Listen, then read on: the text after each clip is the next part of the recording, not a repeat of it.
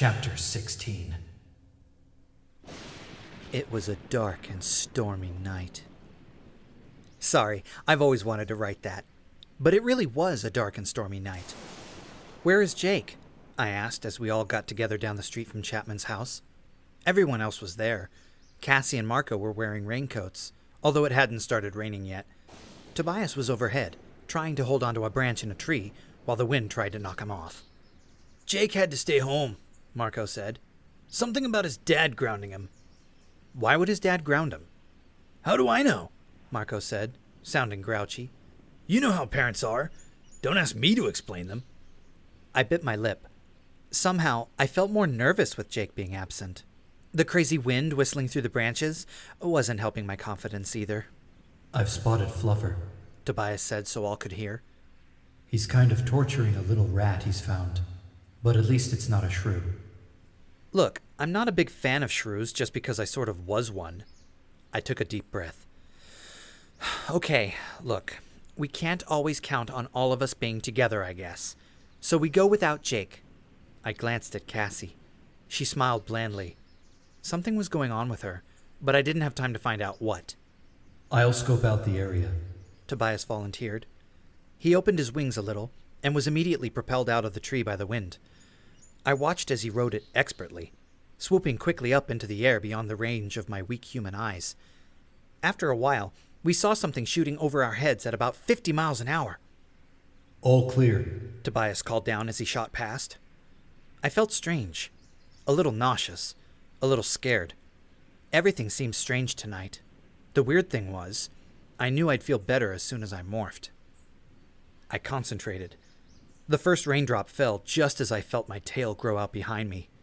By the time I had fallen to the ground, surrounded by the tent of my clothing, the rain had started for real. "Oh, perfect," Marco said. "This just gets more and more fun."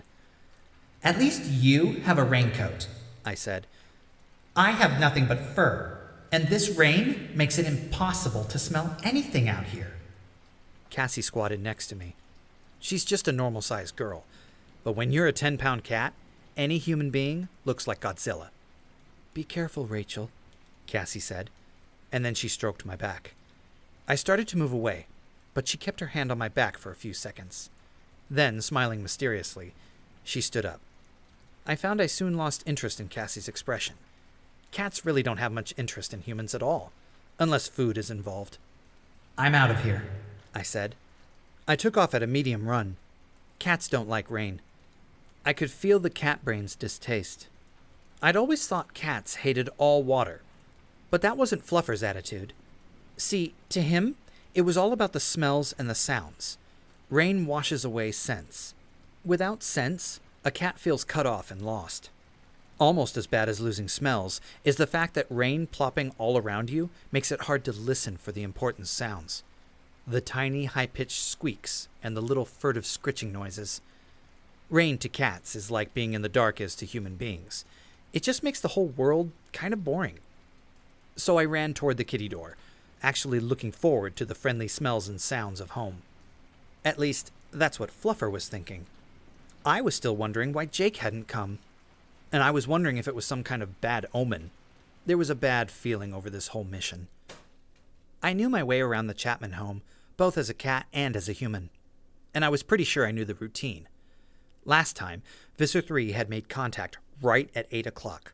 If Visser 3 communicated with Chapman at the same time every night, then I had arrived right on schedule. Chapman was sitting on the couch, same as last time. And just as I'd hoped, at 3 minutes till 8, he stood up and headed down toward the basement. My whole plan was to go down there with him. I remembered the layout of the little secret room. I remembered the desk. I knew if I could somehow follow him down without him seeing me and then get under the desk, I would be invisible to him and to the Visser 3 hologram. The problem was that the whole plan counted on Chapman not noticing me. He headed for the basement door. I fell into step right behind him. The trick was to stay just inches behind his feet. From there, he couldn't see me, but I had to watch his feet closely. If he hesitated, I could plow right into him. That would be a very uncat-like thing to do. He walked. I kept pace perfectly, just behind. He headed down the stairs. I figured this part would be easier. When people walk downstairs, they usually look where they are going. They don't turn around and look behind them. But one sound, one clumsy move, and I was finished. We reached the bottom of the stairs. Suddenly, Chapman stopped dead. I leaped behind the couch. He looked around, like he'd heard a noise. Or maybe he just sensed something. I froze. I didn't move a muscle. He started on toward the door.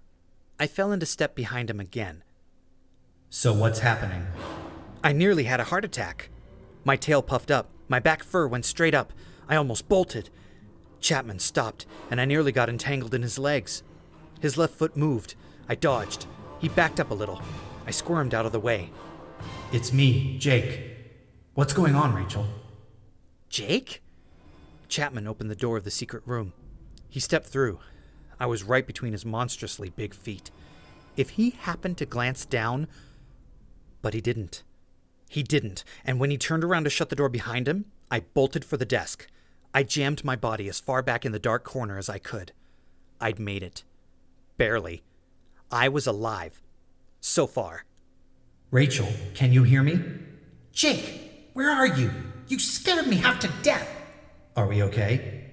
He sounded concerned. Me? I was just angry. What do you mean, are we okay? I yelled silently. Where are you?